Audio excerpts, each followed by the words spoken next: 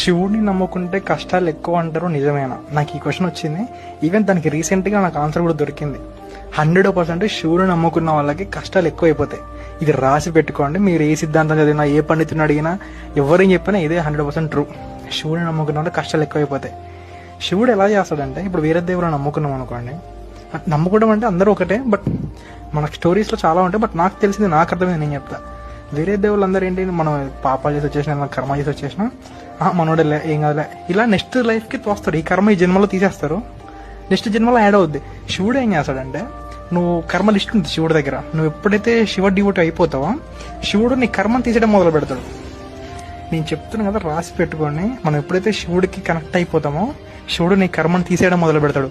అవి మనం కష్టాలు అనుకుంటూ ఉంటాం. ఆ కర్మ ఎప్పుడైతే కంప్లీట్గా వెళ్ళిపోద్దో, అప్పుడు శివుడు వస్తాడు నీ దగ్గరికి. ఇప్పుడు ముందు వచ్చేదనుకో, నువ్వు శివుడు వెళ్ళిపోతావు. అందుకే శివుడు ముందు రాడు. కష్టాలు పెట్టి పెట్టి అంటే మన కర్మ అనేది క్షయం అయిపోతూ ఉంటుంది. కర్మ ఎప్పుడైతే జీరో అయిపోద్దో, అప్పుడు ఆట మొదలవుద్ది.